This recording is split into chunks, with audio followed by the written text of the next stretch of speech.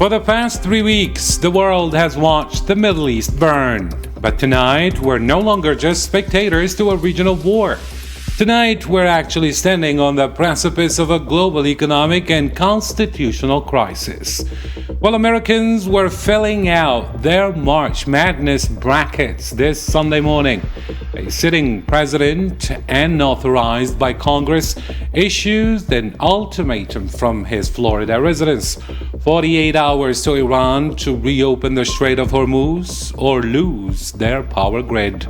This isn't a move. This is a sitting commander-in-chief drawing a red line on social media that could plunge 90 million civilians into darkness and send oil prices past $150 a barrel. But a former president, Bill Clinton, warned just hours ago, the real story isn't just about the missiles.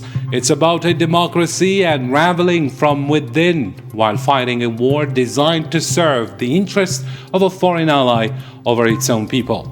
Tonight, we dissect the strategic shockwaves, the economic fallout, and the legal abyss. This is All 24 News Special.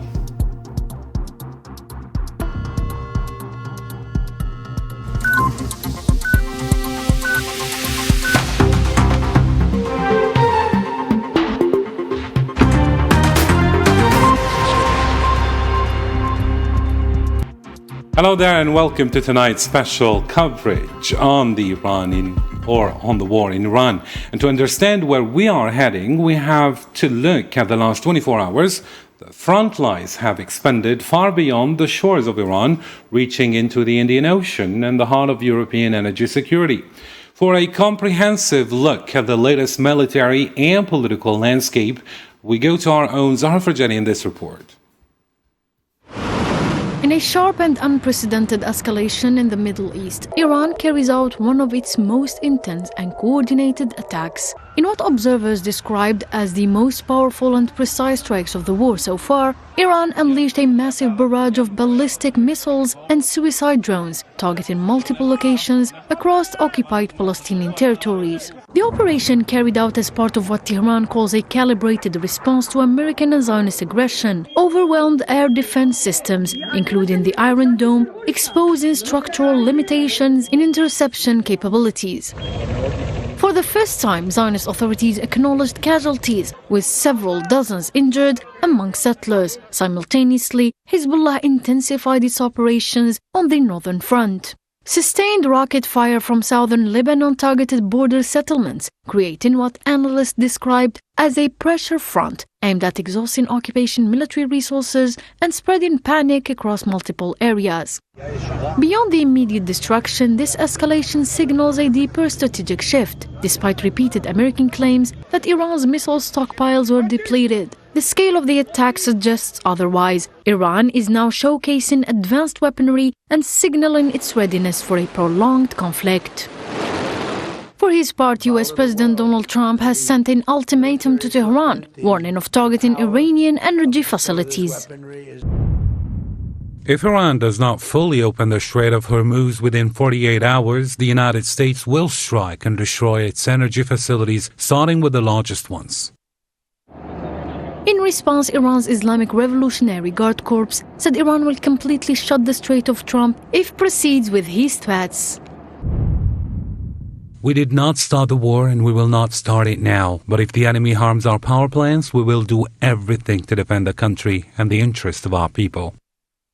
These warnings add a new layer of danger to an already volatile situation, raising fears of a wider regional confrontation that could extend beyond current front lines and redefine the balance of power in the Middle East.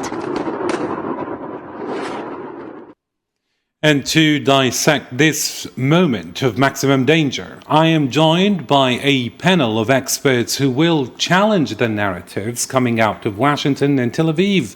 I am pleased to welcome Mr. Masoud Shajari, Chairman of the Islamic Human Rights Commission in London. Mr. Shajari, your work focuses on the legality and human cost of the conflict, and you'll guide us and our viewers through the legality and the violations in this war. Welcome indeed, sir, and thank you for agreeing to be with us tonight. Pleasure is mine. And from Los Angeles is Dr. Hamoud Salhi, Associate Dean and Professor at California State University, Dominguez Hills. Dr. Salhi, you bring a critical lens on U.S. foreign policy and international relations, and you will assist our viewers understand the different scenarios and any end games through diplomacy and international law. Thank you indeed, Professor, for agreeing to be with us tonight. It's always a pleasure, Karim. We hope we live to the expectations. The pleasure is all ours. And from USA as well is Mr. Christopher Isayu, International Affairs Analyst from Boston. Mr. Christopher, you specialize in geopolitical strategy and the Atlantic Council's perspective. Thank you for honoring our invitation. Thank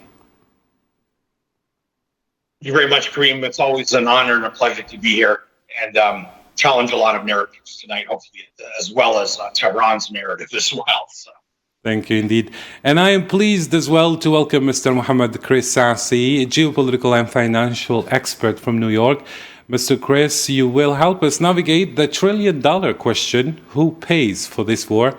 Thank you indeed, Mr. Sassi, for being with us, all right? Thank you for the invite, and I will try my best with your distinguished guest to go through all of this.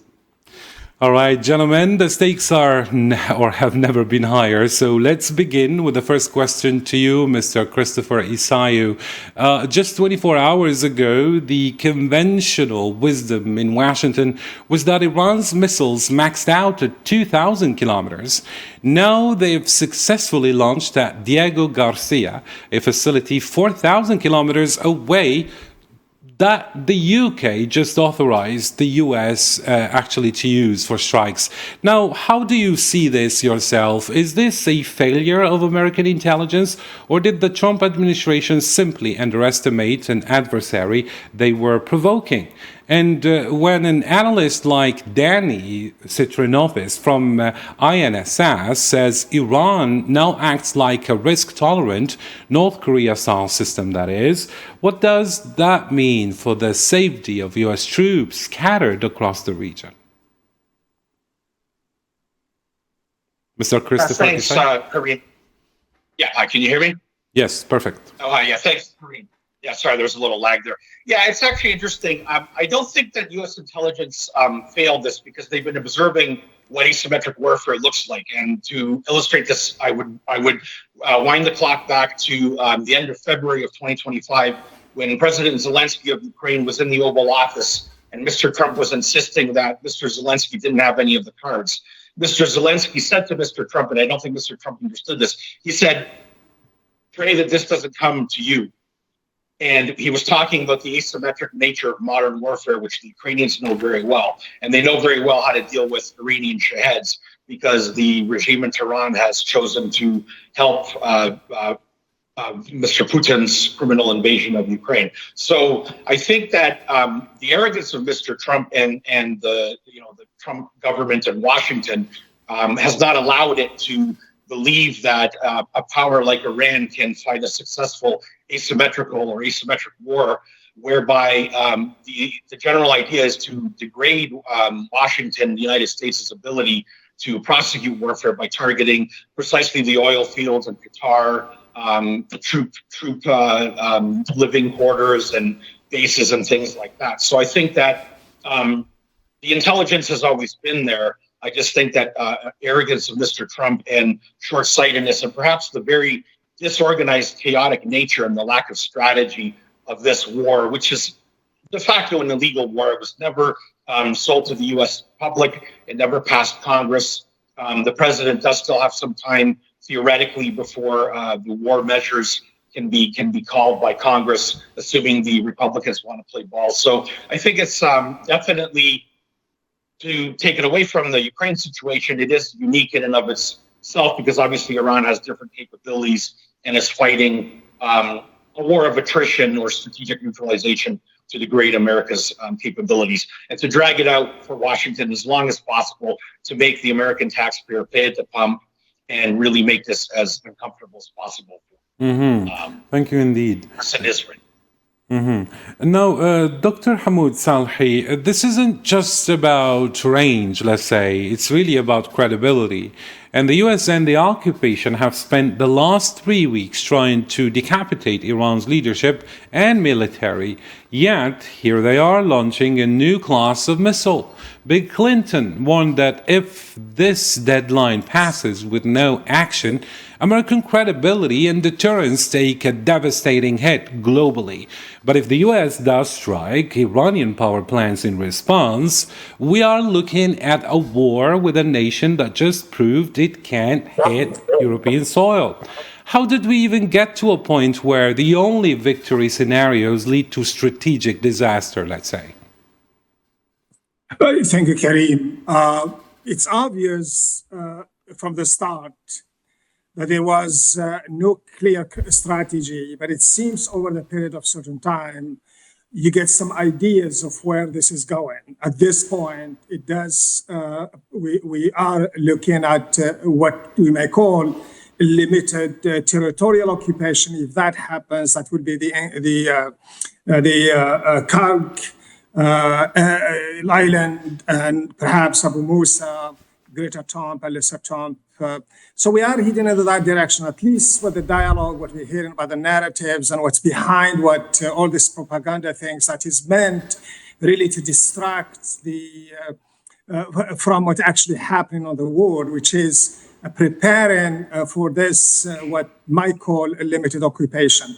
So the credibility is measured, I think, against promoting or advocating or pushing or engaging in diplomatic propaganda that is designed to distract the public, the Iranians and everyone else from what's happening on the ground. This is typical Trumpian strategy, and it goes very well with his changing of positions from one thing to another. But it gets us away from the real issue, which is the fact that the Marines are on their way to Hormuz, the fact that you need time for preparation. So all of this brouhaha, if you want, all this propaganda is designed to buy time for the troops, for whatever, to get there.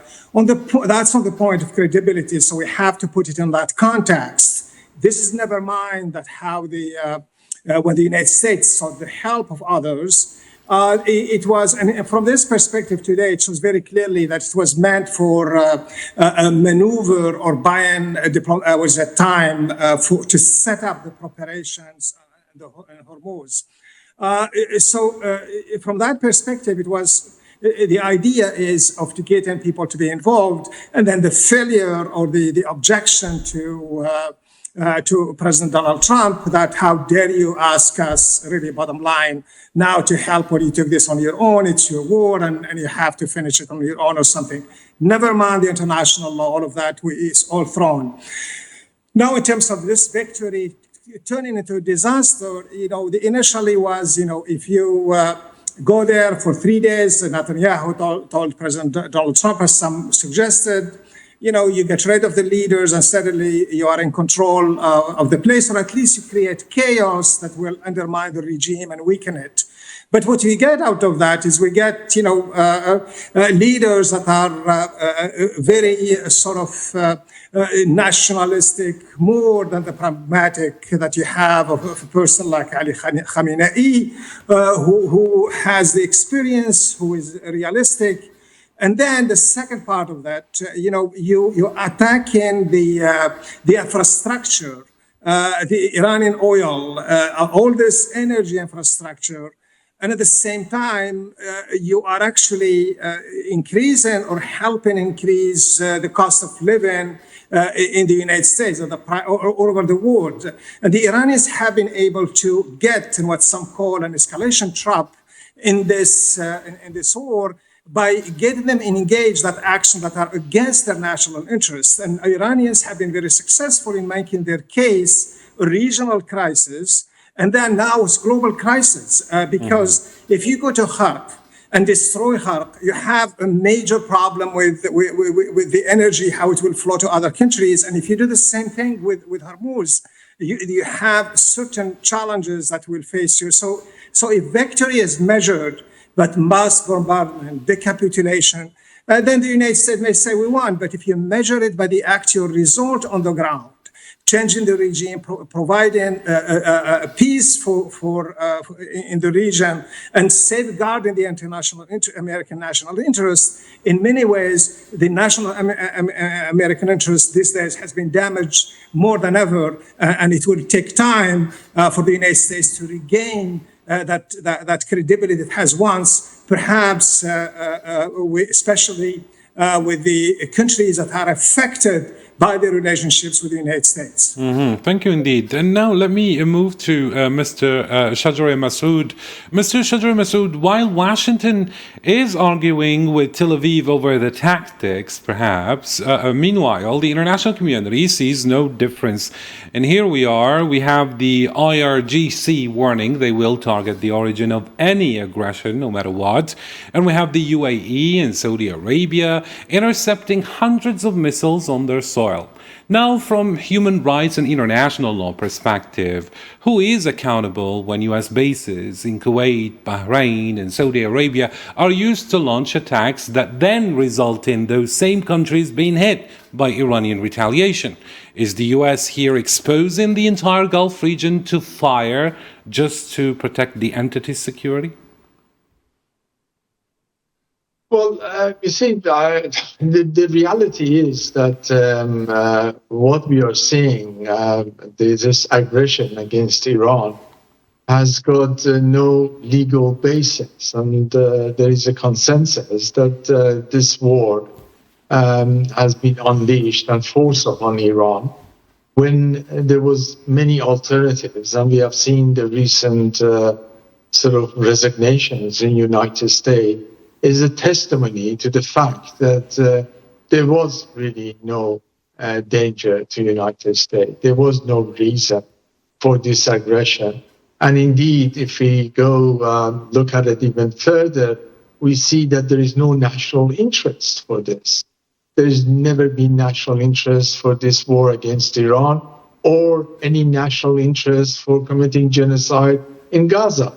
Over 2 years. And, there is no sort of economic interest. If anything, indeed, this is going to be a very damaging aspect to the whole economy of the West, not just the United States, but right across the world. And then you got to come to sort of calculation that Trump knew what was going on. I personally believe that the intelligence available was very clear that this is going to be a disaster. But Trump refused to listen. And this is why even previous administration would never venture into this sort of arena. And the fact of the matter is that they somehow convince Trump that this is going to be a matter of few days. You take the leadership in Iran out, and the whole thing is going to collapse. The reality is that the Iranian government and the decision makers in Iran have been exercising, and they've been sort of calculating exactly this scenario for over 20, 30 years, and they've been planning for it. And there is a plan that the whole of the decision-making is decentralized. There are orders given to all commanders and the regional group, and that in the case of taking out the leadership, then they will act within the pre-plan and without any order. The order is to go ahead and implement A, B, C, D. And you don't wait for order until order comes that to stop. And so we have seen this happening. We have seen that although they managed to take out and assassinate the leadership, and the so-called command centers being taken out. But indeed, there was no lack of response from Iran. And if anything, we are seeing those responses are becoming more effective. And Iran just announced that they are now, with the 3 weeks of experience in looking at the way that American-Israeli sort of responses to the rockets are, they are now managing to bypass all the defense systems, and they effectively are hitting occupied territories with impunity, and that's why we now being told that is going to go to the second gear of Trump, sort of out of desperation, is saying that he's going to hit all the infrastructure and all the power stations in Iran. And they know very clearly that the minute they do that, the regional powers and everybody else's sort of power stations and the electricity production and etc. are going to be equally hit. And they know that Iran has got the capability to do it. And indeed, they know that Iran hasn't got any other option except doing this. To defend its people, to defend against this aggression, as it has already hit the sort of American bases, because those American bases are attacking Iran. They started the war. And within the international law, they are absolutely within their right, and indeed the duty, to hit back from those military bases where aggression against Iran has started. So really what you're saying is that Trump's calculation, if you call it calculation, has completely failed and it's been totally unrealistic. And that brings us in a very dangerous arena of further escalation.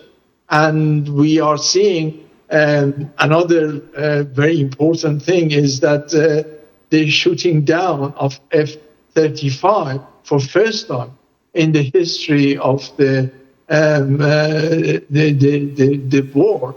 And that is actually brings in another dimension that really shows, again, holes in the calculations of United States. And I'm worried, very much so, because miscalculation of Trump could lead to much greater conflict, and the conflict could widen. And with the catastrophe for the economy of the whole world. Thank you indeed. And on top of what you were saying, Mr. Masoud Shajare, Mr. Sassi, we're also seeing unprecedented friction. Reports this week, for example, show Washington is furious with the entity for striking energy infrastructure without U.S. approval. Axios called it the first major diplomatic falling out since the war began. Now, what does this mean to primarily U.S. economy? And then maybe we can speak about the global impact. Well, as it was said previously, all this miscalculation from Trump and the warmonger. Yeah, here we have the United States, and they are bearing the most expensive burden. The cost of the direct military, we have at today's date between 11 and 12 billion spent in the first week alone. And then regarding the number that come to us, we have daily between 1 billion, 0.5 to 2 billion daily. And some estimate that we are going to have 50 billion total already in a few weeks. Of course, the US is paying for, on the top of it, for the airstrike, for the aircraft carrier, and the deployment of all this, the missile defense system, as well as replacing the expense weapon that they are using. And now, just to give you an example, I think we talked about that before, the drones of Iran cost about from $5,000 to $15,000. When the missile used to chase them, their cost is about 1.5 million. And all of this, what I just said, you have to add 800 million in damage in base that were hit in Saudi Arabia, in Qatar, in Bahrain. Of course, this is a tremendous trend on the economy in the USA. And then you have to go further and to prove the point that is very costly. Yeah, you have the Minister of War, as they call it themselves, asking for how much? For 200 billion more funding. So the total cost exceed already 65 billion, as I was saying before. Where are we going? I don't think America can sustain economically the burden of this war. And yeah, the most important thing is not about oil, because I heard that it's going to hit the American. No, the oil, America, don't forget, export oil more than they import. But the economical impact, you are going to have higher gas price in New York, for example. The price of the gallon before this third week of war was about $3.25. Now is almost at $4. Why? Because the barrel was $65. 2 days yesterday, I should say, Friday, it was 108 the barrel. And all this is going to have the tremendous burden on the economical. And on the top of it, as you said, you have this friction now that come to make it worse. Why we have this clash? Because what just happened, for example, last week, Israel struck the Iranian energy infrastructure. And the United States, apparently, they were not informed about what was going on. And now the US officials are frustrated because the energy target, the risk is a global economic shock, not only for America, but the global world. And you have this escalation that can drag the US deeper and deeper into the war. As you said, you named Axios. Axios are calling a major fallout. As my predecessor was saying, is a global, is not a political war. It become a global economical war. And I don't think it's going to be accepted as easily for the country that depend on their sourcing. Mm-hmm. As I said before, USA export more than they import oil, but take China. China, more than 50% come from Iran. And you have to go through the Detroit of Hormuz. And I don't think they are going to stay peacefully. Is tomorrow this deadline of the crazy Trump is going to just let it go. Specifically, already we've seen the sign that China is very, very displeased with what's going on. And the top of it, of course, you have Russia. And now people are trying to diversify their sourcing. But still, Iran is still an important player in terms of distribution of the energy in the world. Mm-hmm. And now this means that the US-Israeli relationship are taking a hit. Now you can tell me that is not the first time that they do have that. We have in the past how can we call that, the frustration when the last war in June 2025, America have to come and he said to Israel, now you have to have a ceasefire and you have to accept the fact that is not the way it was going on. But they did the same mistake now, the miscalculation. But I said it's not the first time that Israel and the state have a displeased relation. You remember in 1982, in Lebanon, Reagan was very upset about this invasion of Lebanon. And you have, bien sûr, to remember the famous clash between Bush and Shamir in 1991 Gulf War. And I can go on and on with the Hezbollah in 2006. Let me take it from there, Mr. Mohammed Krissasi, and include Dr. Hamoud Salhi with this question. Now, are we coming to the fact that perhaps Trump administration is realizing that it has been dragged into a war of attrition by Bebe, as Donald Trump likes to call him, that serves the entity's existential interest but still destroys America's economic stability? And here I quote Bill Clinton saying that the US is breaking things overseas but also things inside our own democracy, end of quote. Isn't this perhaps the biggest thing breaking right now? Perhaps the notion that the US acts independently of Zionist interests. How do you read it, Dr. Hamoud Salhi? The ground suggests otherwise.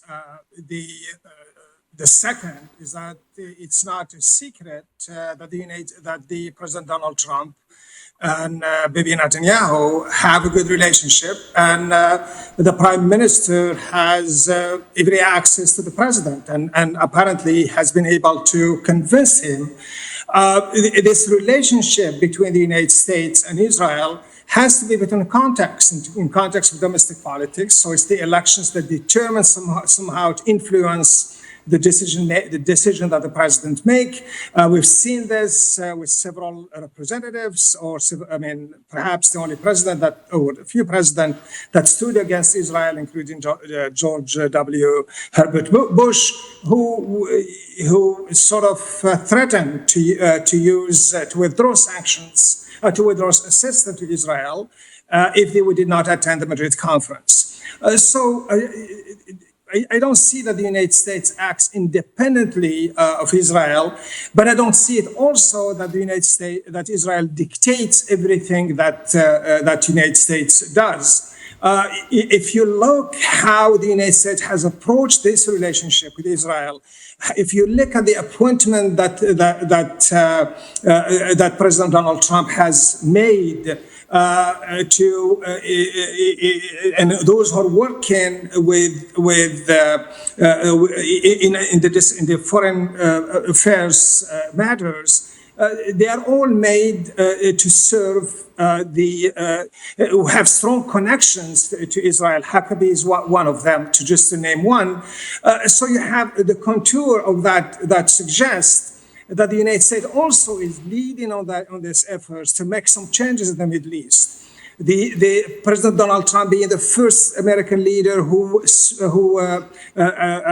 recognized Israel's illegitimate control of the Golan Heights. He's who moved the capital of Israel to Jerusalem. The person who went against UNRWA to delegitimize the issue of refugees. So the independence is really, I think it's an overstated position. And in addition, the United States, this is a superpower that has its own national interest. It has determined for years now, whether we like it or not, that Israel is the best country or the best entity that serves American interests.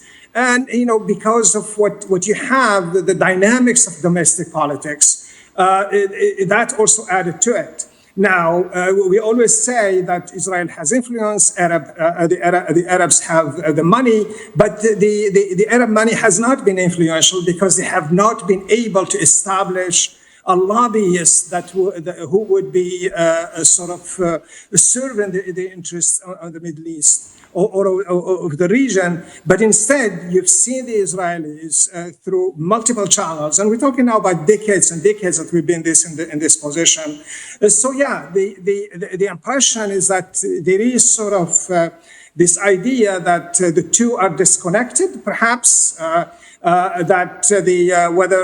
Netanyahu dragged the United States to attack Iran, to bring it to a war, that is irrelevant, because Netanyahu has always been wanting to bring the United States to the Middle East and making it a part of this conflict.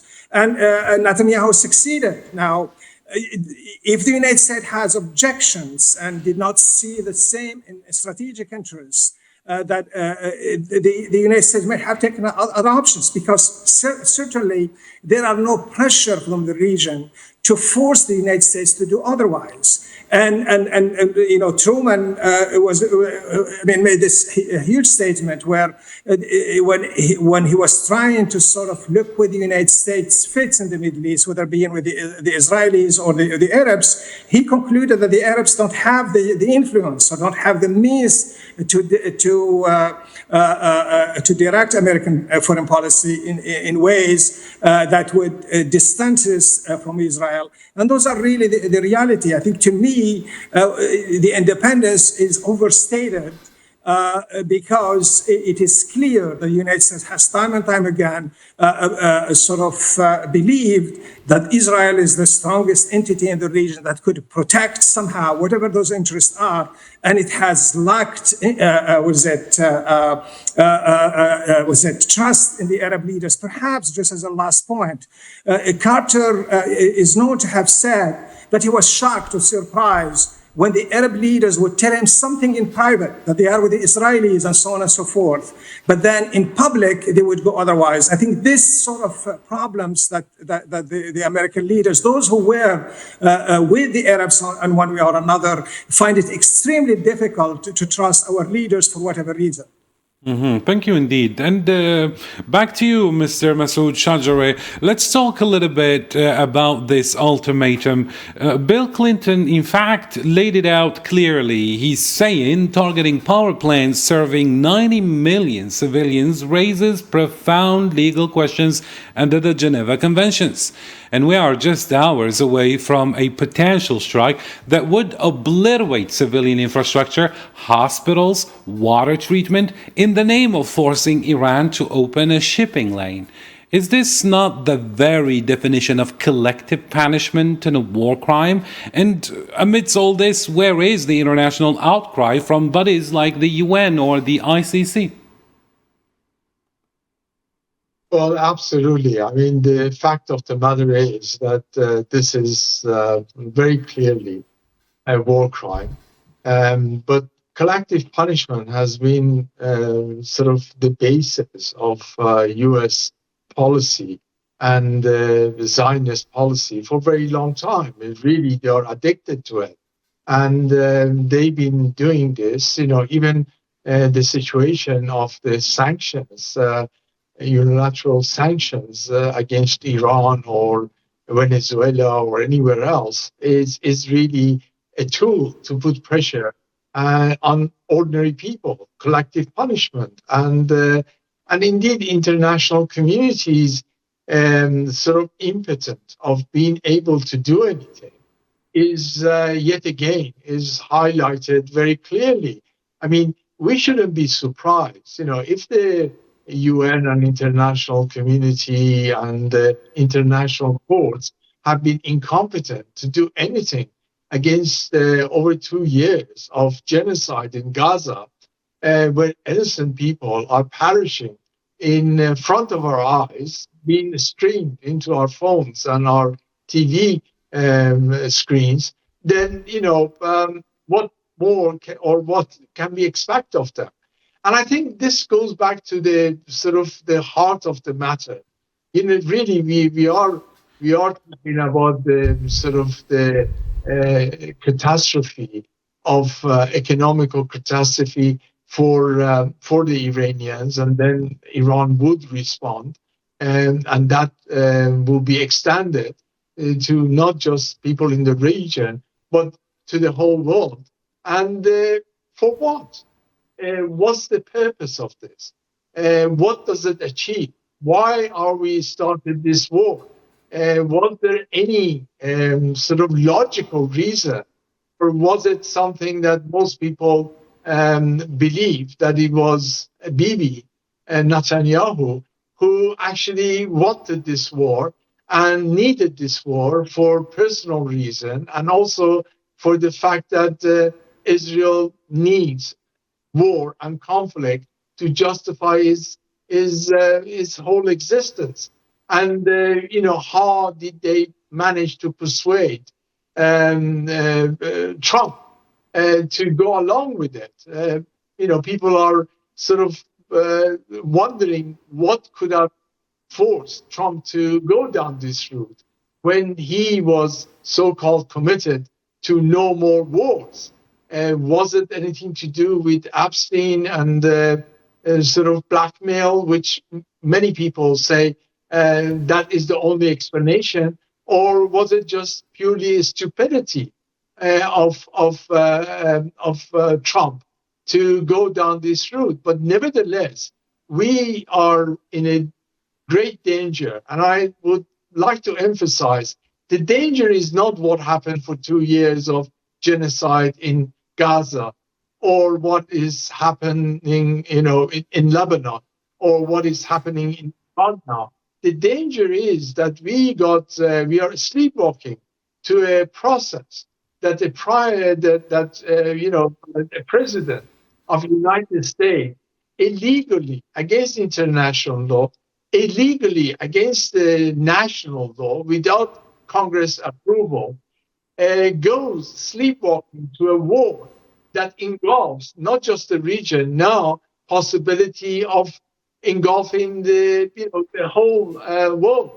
And how that is going to be held accountable. United States is losing a lot more than just pounds and pennies.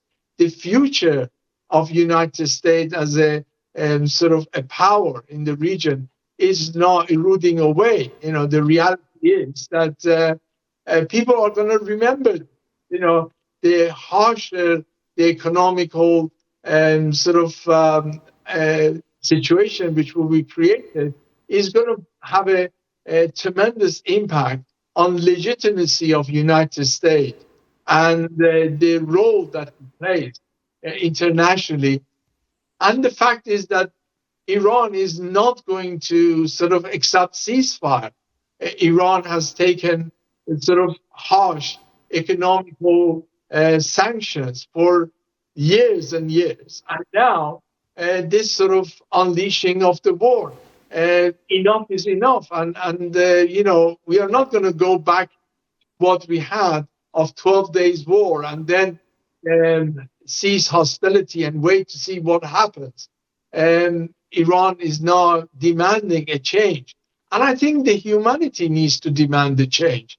We can't allow this sort of economical and the military and the political system and ideology to become normalization of genocide as a tool for international relations, normalization of this level of bullying, be it in Venezuela or Iran or anywhere else. It's not going to be accepted anymore. And we need to change that. Otherwise, I think, otherwise the morality and the future, not just for our generation, but our children and our grandchildren and the future generation is at the stake here. And I think we need to, and this is exactly why, not just in the global south, but even in the United States, in Europe, majority of people are against this war. Majority of people are able to see that we, as a members of this human race, we need to stand on the right on the right side of history, and and our leaderships are failing to do that. We need to force them. we need to have a change. Thank you indeed. And here I get back to you, Mr. Isayo, since you are the expert when it comes to analyzing strategy. And here we know the administration, or the US administration, Trump administration, bypassed the National Security Council. It did not notify allies like Japan or the UK who depend on the strait. Now, is this chaos, what Clinton calls unpredictable and destabilizing, actually a strategy? Or are we witnessing an administration so ideologically captured by the goal of regime change that it has lost the ability to calculate the cost to American hegemony here, especially when China and Russia are watching how the US manages this crisis? And let's not forget, since I know you have been an enthusiast in defending the cause of Ukraine, what happens to Ukraine if the United States is busy elsewhere in the East? And, you know, the States has been a big backer when it comes to ammunition to Ukraine and everything, but now all the troops, all the munitions are being depleted so as to focus on this one. There's a few things. Thank you. There's a few things going there. I think, you know, there's the old madman theory, quote unquote, that goes back to the Nixon era, and it's been applied to the so-called Trump doctrine, where, you know, unpredictability is strength. However, in the case of you know, what Donald Trump has done without advising even the Congress, the National Security Council, you know, without consulting the United Nations, and the fact that Mr. Trump has systematically alienated his allies, especially NATO and the Europeans, even over the EU and NATO's support of Ukraine. That sort of answers your question about the munitions. In the last year, to be quite honest, the United States has cut off all aid to Ukraine from the U.S. taxpayer. A few things have mitigated that. The Europeans stepped up in a big way that Mr. Trump and Mr. Putin did not expect, which actually could be a strategic reason for why Mr. Putin gains from this war with Iran. He also gains from the price of oil going up. However, Mr. Trump, over the last span of the last year, has systematically fought these so-called culture wars against European democracies, pandering to right-wing populists like Mr. Orban, Mr. Farage in the United Kingdom. So I think, unfortunately, the strategic unpredictability does not meet Mr. Trump's needs. It doesn't meet the needs of the American people, and it doesn't really serve the allies, or it's not very strategically sound against Iran at this point. Ukraine itself has been able to overcome its munitions problems by producing a lot of really excellent cruise missiles and drones on its own. As a matter of fact, and there's been a little bit of back and forth between Iran and Ukraine, whereby, you know, Ukraine's allowing advisors to go to the Arab states and the United States, the Pentagon, to advise them on drone warfare, whereby you know, a $2 million Patriot missile won't be used to take down a $20,000 Shahed. $5,000 Ukrainian interceptor drone will be used instead. So that gives Ukraine some room to wiggle. I think, unfortunately, though, you know, the distraction from helping Ukraine, drawing in NATO, drawing in the European countries, does take away from that as well. Mr. Putin benefits in a couple of ways, whereby the price of oil has gone up. But Russia right now is in real trouble. People aren't talking about this very much, but Mr. Putin has just shut down the internet and Telegram in all of Russia. The Russian people are suffering very badly. You don't go ahead and shut down your internet and your most popular means of communication and make your people suffer for no reason. He's trying to gain, Mr. Putin, as much control over his country as he can. So Russia has some issues as well. China, I think, is the biggest benefactor.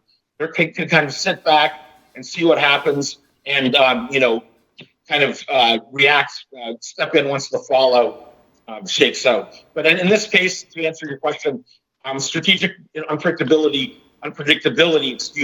does not serve when you're not including your allies, and your allies tell you a flat no, as they did to Mr. Trump last week.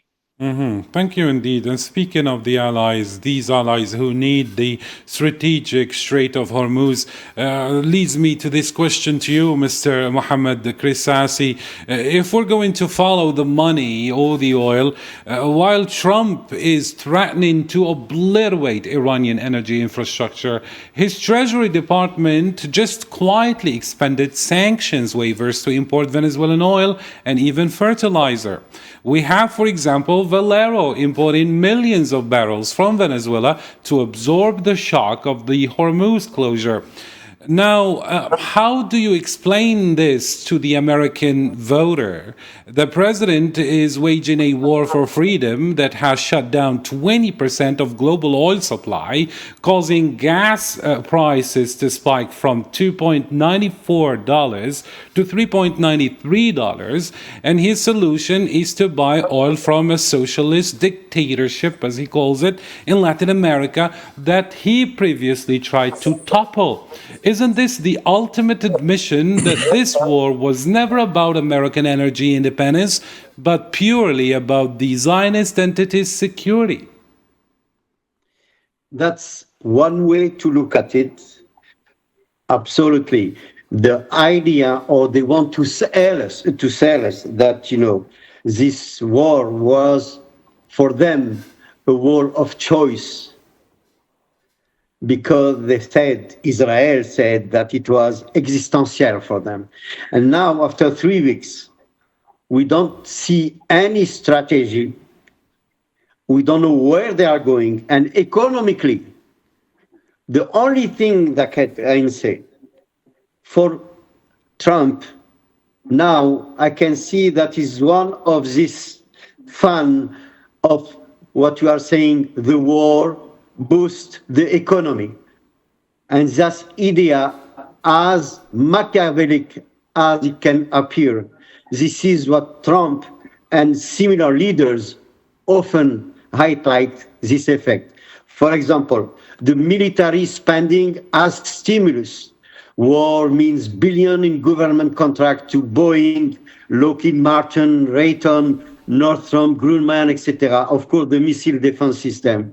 And this contract pump money into the economy, creating at the eyes of this Trump and leaders thinking about the war economy, that there is going to create jobs and boost the economy. And then you have Trump, who often frame himself as a pro-manufacturing and pro-job. For example, the car industry, they want to bring it back from Mexico or from Canada.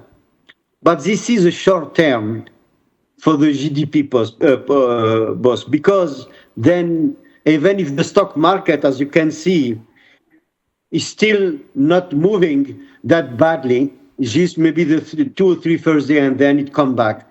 But now, what Trump doesn't realize, and as an economist, this war is not good for the economy, because in the long run, it's very costly.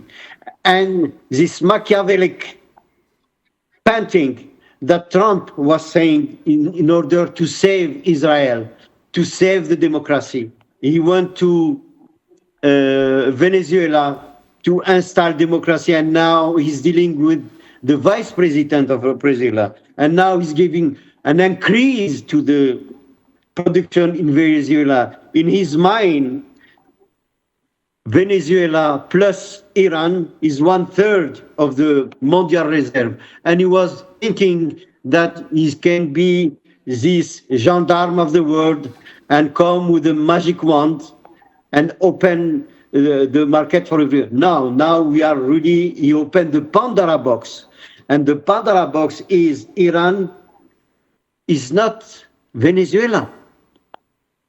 And we can see now, with all what's going on, with all the narrative, we still not be serious about what he's saying. Each and every day he said that everything is fine, the neighbor is, but the rain of drones, the rain of missiles are still going into Israel. And this is why I reiterate what I said, is not for the good of the economy is going to be tremendous in the long run. We are going to have inflation, and the most important thing is going to disrupt the trade.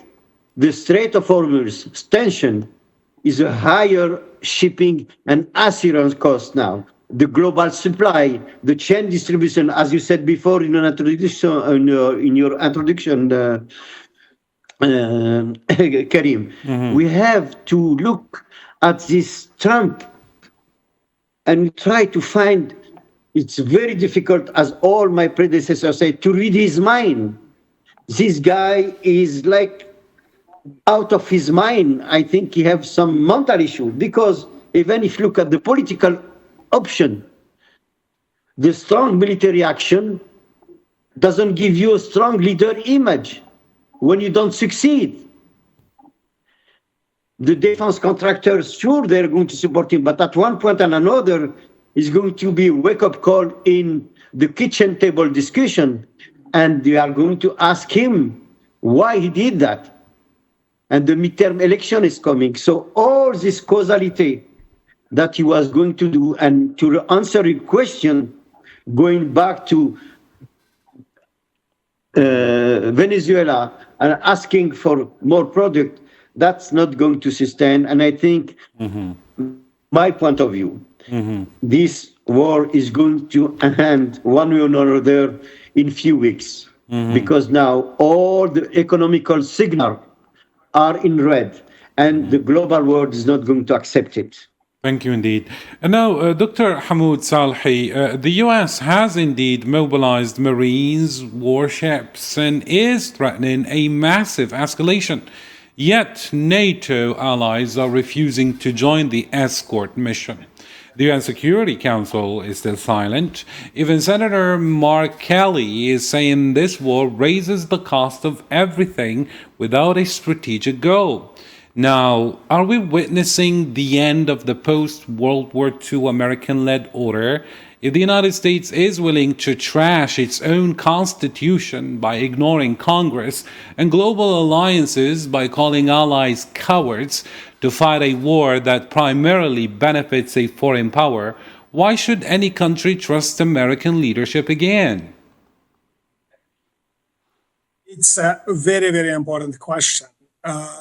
But if we are to put this in a perspective, you have to place President Donald Trump in a different perspective, that he is a leader of the superpower of the biggest country in the whole world. That is, he is a transactional leader, but he is also a strong PR, someone who believes strongly that public relations matters. And I think for me, when I hear what Trump is saying today, this war has proven to us that President Donald Trump is really, really easy to read and to predict. Like, for example, today we're talking about 48 hours and all of that, but let's put that in context. Just a small example, the Marines are about to get to the Hormuz. And that's what President Donald Trump is doing, preparing, gaining time, doing all of that. And if he understood that, then he is easy to read. But let's approach it from a different perspective. I think when we're dealing with the United States, with a leader like President Donald Trump, you are working within a system. So the question you raise, do you trust the American system? And if you trust the American system, then the second question, where does the power of decision-making, particularly in American foreign policy, reside? Is American foreign policy united? Is it continuous? And those questions lead you to work with the institutions that are making American foreign policy. Of course, Congress, of course, Department of Defense. And that also raises the question today when you see, for example, unlike in President wars, where you have daily briefing from the Joint Chief of Staff, military. This is what we've seen. This briefing is once a while. You have the Defense Secretary comes in with the Joint Chief of Staff, And it's done really on a spontaneous, perhaps, or not continuous logistical matter. And then so that you have to look at that again. And then you have the think tank institution that makes this system. So if you are to sort of to lead a campaign and to try to understand Donald Trump, and if you want to trust the American system, you have to work with this challenge. A second thing, very specific to Donald Trump, American foreign policy is really characterized by continuity rather than discontinuity. Now, Donald Trump has said it times and times again that, other president told him, why didn't I wish I had done it, or this has been there for quite some time, that every president who came before him didn't do it, and I am here to do it. But look at what the American president, Donald Trump, is faced with. He has an Iran bill that Congress, that's its goal of Congress, is to liberate Iran. Now, when Congress today tells Trump that you need sort of permission from me to do this, technically the Congress has already made its point. So what is Donald Trump is building on that, continuing that American foreign policy. It's time for him, from his perspective, to take actions. Now, the second thing, and I think one of your guests talked about, this idea of informing Congress and declaration of war. Let's not forget, George W. Bush went to Iraq, never got the declaration of war. And let's not forget that war power resolution, when it came around 1973, if my dates are correct, and Supreme Court voted for it to make it, to make the president inform Congress. Since then, what you've seen is that every president who was engaged in a foreign policy, in a war venture, would begin his information to the high-level Congress people, those who were supposed to be the seniors, if you want, by a statement that it's out of my desire, it's me who is doing this. I would like to inform Congress, never laid or never changed or challenged or gave up the executive power. So George W. Bush used Article 2 to launch the war. So this is not new to Trump, and I think it's part of the demagogy, the public relation things. Lastly, do you have leverage when you say I trust Trump or I don't? Do the Western countries start translate? What leverage do you have? I mean, can you today, if you are an Arab leader, can you actually stand up and say, wait a minute, we disagree with you without fearing consequences? This is what we've seen it. For example, why is the oil now no longer a tool to make change, to influence Western leaders? Those are the issues that we need to look at. So the leverage that the United States has over the region in trade policy, in economics, in intelligence, all this forces us to think beyond this idea that Trump is just special, he's unique. But in fact, Trump really is easy to read. Just read behind the scene what's happened. When you look at the tariff increases, they're all motivated by some kind of approach to trade relations. Mm-hmm. So to get back to your question, Karim, I'm tempted to say, yes, I will trust Trump because I know where he's heading us. Mm-hmm. Now, is the approach the appropriate way of doing American foreign policy? Those are different things to address. And I think today, when we look at this war, I think we should blame the international institutions. I mean, when we hear the president say, I'm going to attack civilian infrastructure, well, that's a clear violation of Geneva Convention. And nobody, even the United Nations, came out and said, wait a minute, stop, you don't have anything right. I think that's where we are. So when Trump understands and read the international order the way he sees it, then, we have to we're faced with this idea that the United States can do anything and that Trump has some kind of control over us and that we should not be against him. Thank you indeed. But then, still back home, domestically speaking, Mr. Christopher Isayo, when we are still dealing with whether we trust the U.S. administration, especially under Trump, is not something limited to countries all over the globe and or Arab region or whatsoever. Now, this distrust that we can have can actually come from the very supporters of President Donald Trump. Now, what is your take on this? Would you think that the Americans would just, stand up and say enough is enough? We're not interested in whatever, war happening in the Middle East or whatever corner in this world. We're just interested about our, electricity bill, heating bill. We're not interested with whatever he's doing. He came, to the administration promising that there would be no war and he would end all this madness and, this big expenditure of U.S., in these kind of wars. But now what happened is totally the opposite. What is your take on this? I think there's a lot of things going on. Thanks for that excellent question, Kareem. So first of all, you look at America as Iran, as Algeria. Every country is not a monolithic country. Right now, America is a very deeply divided country because of Mr. Trump and his government. Essentially, if you some basic statistics, most Americans do not agree with this war.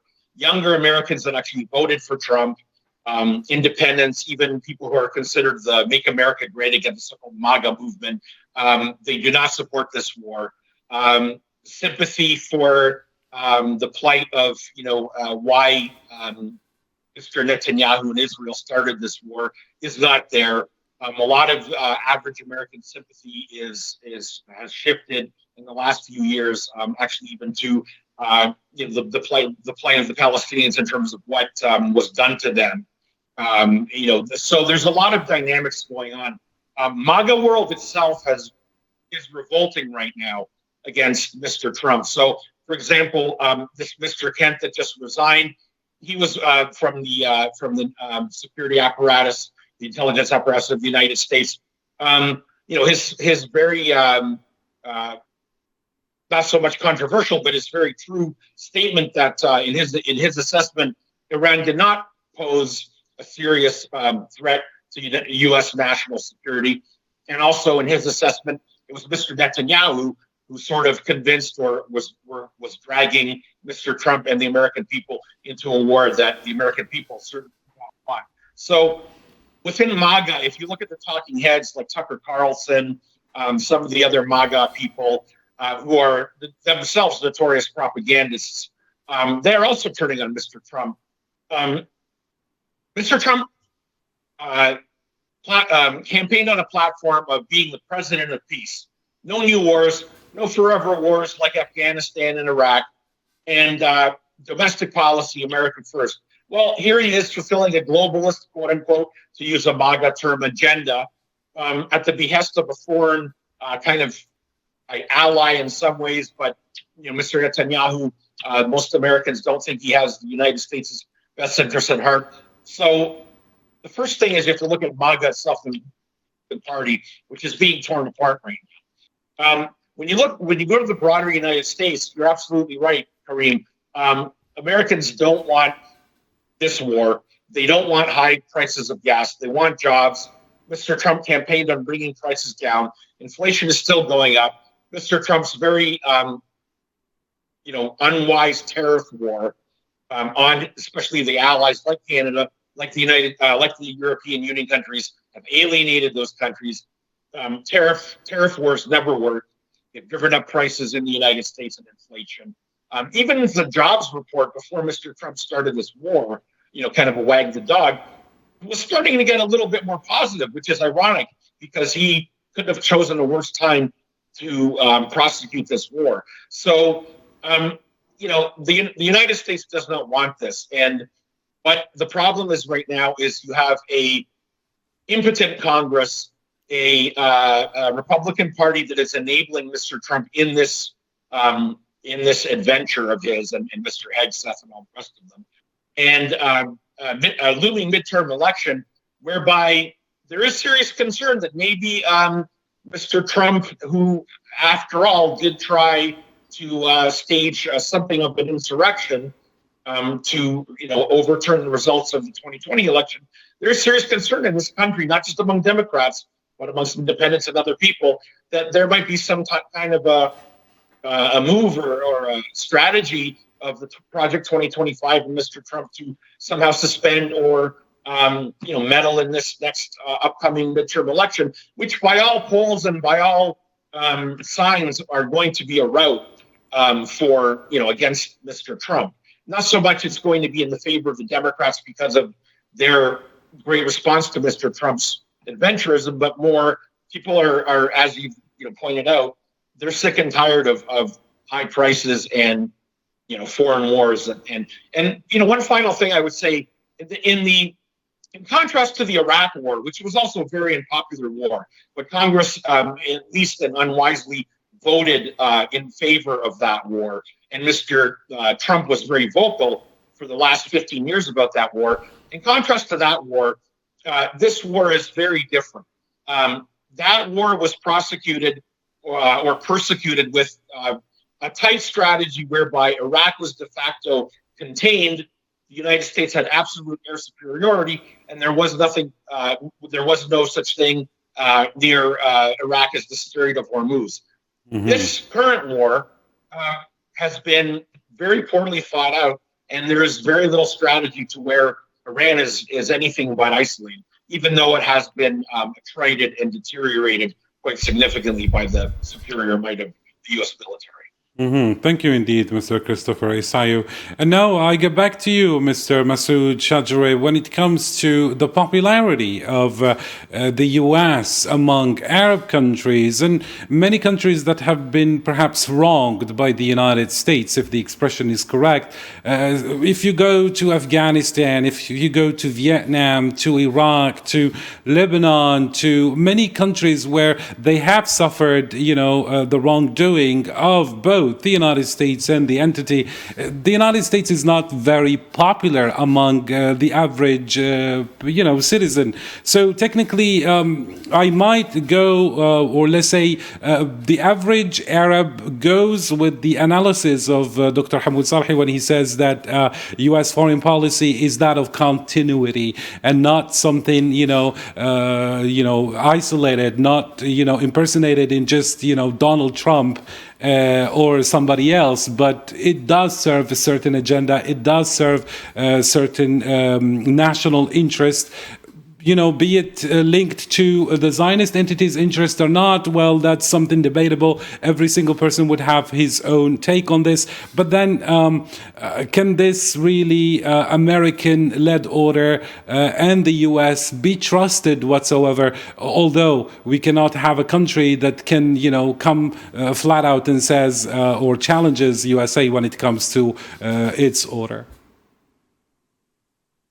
Yeah, the irony is that, we've been told, Trump's slogan, make America great again. But, really in the history of United States, United States has never been exactly opposite of great, what we have seen in the last few weeks. And the reality is that, I was a young man at the time of the Vietnam War that you mentioned. And I was a young student at Berkeley. And, it took a long time for that war to show the unpopularity within the United States. And this war, it really is so unpopular to start with. And, both within the establishment and the masses in United States. And at a time when we know that war brings people together. So, it's been said that if you want to unite your citizens, start a war and everybody will unite. And that has been tried many times. And we have seen it over and over. But here, the fact of unpopularity of this war in United States is very noticeable, but also within the allies in Europe, other commentators highlighted, it really is extremely unpopular.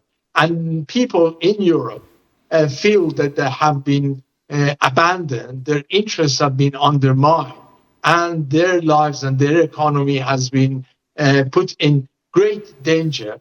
And when it comes to the Arab world,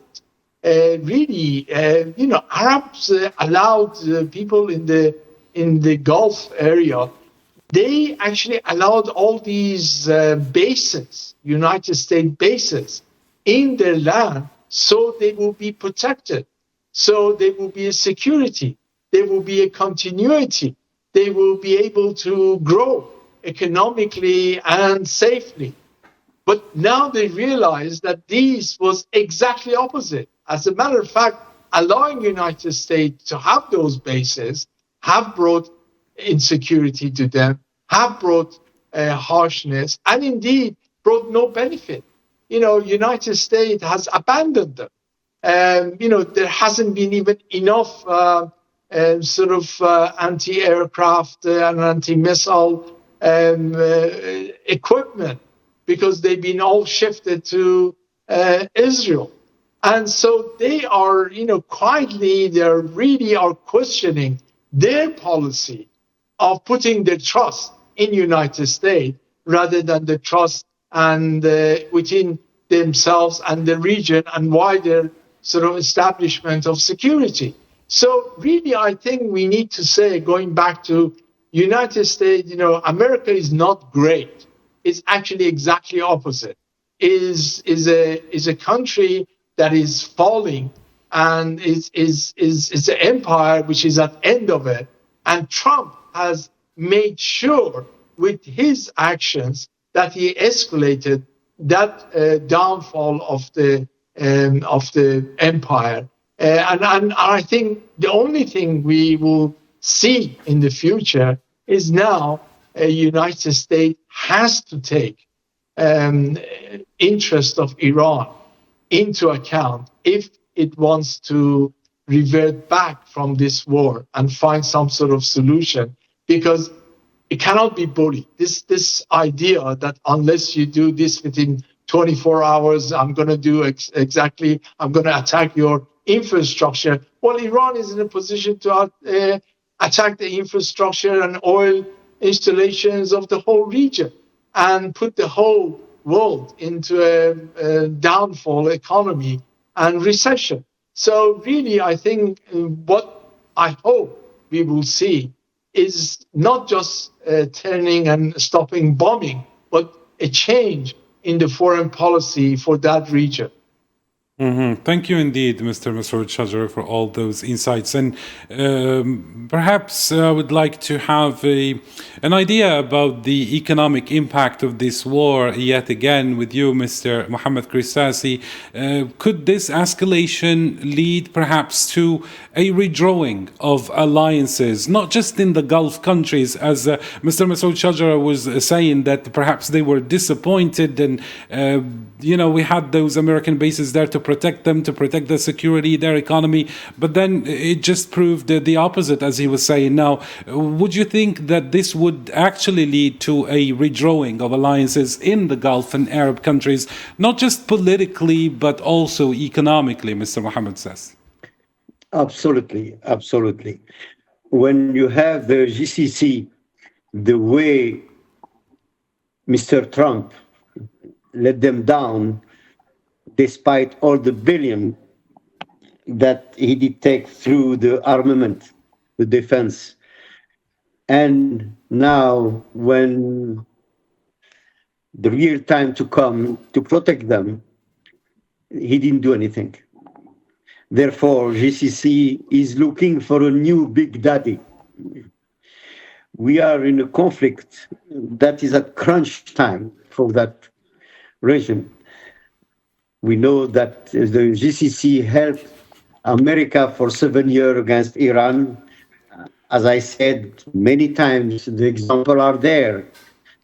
The 1952 with Mossadegh, 1979, 2008, Now it's 2026. The denominator common was the destruction of Iran, and the result is the other way around. Iran destruct the Gulf country, not because he want to. Don't forget, the aggression comes from Israel and the United States. And on the top of it, they didn't do what they're supposed to do to protect the Gulf region. And then we go to Europe. One of the predecessors before was talking about Ukraine. Ukraine is a point of friction among the Europeans. And now you have Trump coming and asking them to come and do war with them. And they said no. So therefore, you have within NATO, you have the friction, and now I should say the fracture. So I will not be surprised that you are going to have a new kind of a commission or association, whatever you want to call it, among the European countries. Specifically when you have such countries like Spain or like Italy, who take dramatic and courageous, in my point of view. They stand to Trump and they say no, and they call back their ambassador, and for the Spain, they expel the ambassador of Israel. Now, when you look at the other part of it, and the danger for me in geopolitics, China is looking at what's going on with Mr. Trump. He went to Venezuela. He did a blockade on Cuba. He was BSing about Greenland, which is, owned by NATO country. And they said, but how long we are going to have this? And China is looking at this. I say, well, I am going to go to Taiwan and let's see what's going on with Mr. Trump and all this trumpeting. I don't know if they will do it, but they look at it that way. Mm-hmm. And you have Russia. It's a win-win situation for Russia. They are going to have the new client, like India, for example, who India also said no to Trump, despite the fact that it was desire from Trump to say to India, don't buy because there's a boycott from the oil from Russia. They did it. And you on the other side, you have the BRICS, the Brazil, South Africa. They also say now you have to have a new world order. We are going to not believe in the sacrosanct dollar. And all of this, to answer your question, Karim, and I don't want to take too much time, is changing the map of the world. Mm-hmm. And Europe, I have to say, Europe, they are, sorry what I'm going to say, but they didn't speak with one voice. And another point that I would like to raise before you conclude, look about the human rights. Europe is crying to protect Ukraine. And today, or yesterday, they did have a resolution to condemn Iran as the aggressor of the GCC, when they didn't see a word for the genocide in Gaza, when they didn't see a word for what happened to Venezuela, when they didn't see a word for this genocide is happening right now in Beirut with Israel. Please, if you can. Thank you indeed, Mr. Mohammed Christasi. I'm sorry. Point clear, and we are actually way over our time limit, but I'd like to give a brief word for every guest. So, Dr. Hamoud Salhi, what's the end game scenario? But briefly, please. Very briefly, the headlines, we started this with regime change. We shifted to decapitulation of leaders, which was supposed to create chaos and lead into fragmentation of Iran. Then we move to hitting the infrastructure. At this stage, with whatever is happening next, is we are looking at limited control limited territorial control. The GUCs Abu Musa, and a couple other places. So that will fail. The only area that is left is uranium, those 400 kilogram we are. So I think once we reach that point, I think that's where the negotiation will be about what to do with that. And that's by that time, all options have failed, given Iranians what you call this idea of escalation trap. And I think the next step is this sort of attempt by putting troops on the ground, which is, as many have predicted, total collapse, will lead to a total failure. That would be followed by bringing back the uranium issue. And that's where I think we will start negotiating about what to do next. Mr. Shajara Masoud, a brief word for the endgame scenario? The war is not going United States' way. And if anything, Israel and the United States now have found a real adversary in Iran, which has planned for this moment for a very long time. And indeed, the unpopularity of not just the 2 years genocide, but indeed the sort of the incompetence of international community to deal with the issues and the direction that the world is going towards normalization of genocide and so forth. I think now what is very clear, international community, people, I don't mean the government, people are sick and tired of these miscalculations, if it is miscalculation, and they are wondering what sort of future they want for themselves and their sort of future generation. And I think we are at the crossroad. We either are going to say no to these genocide and this immorality basis of creating sort of havoc on earth and insecurity and economic downfall, or we will decide that this creation, this world is too small to have all these conflicts, and we start thinking about how we could live in harmony and some sort of back to the international law and order.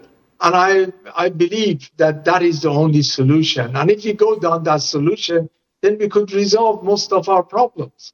Thank you indeed. And very brief word, Mr. Christopher Isayo, please.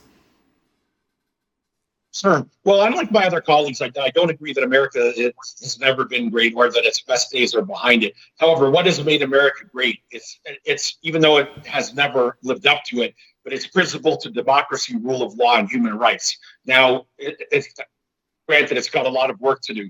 But if you look at the premises for starting this war, they've been shifting and changing. The first premise was, let's not forget, on January 9th, this Iranian regime, which is not a very human rights friendly regime to its own people, reportedly murdered, shot to death, something like 20,000 Iranians. So one of the so-called justifications for the war was regime change, to overthrow the Iranian regime and for whatever liberal forces that are not repressed by the Revolutionary Guard to rise up. Well, that's not going to happen. Regime change, they tried it in Iraq. It didn't work very well. The Soviets tried it in Afghanistan. America tried it in Afghanistan. The Taliban came back into power. So we know that the United States' record on regime change doesn't work very well. So I think the end game is to de-escalate and try to get back to the negotiating table with the Iranians rather than pursue the, Thank you indeed, Mr. Christopher Isayo. Unfortunately, we have reached the end of our special coverage for tonight. Thank you to all my panels for your valuable insights, and thank you, dear viewers, for keeping it here on our channel. And then until next time, have a good one.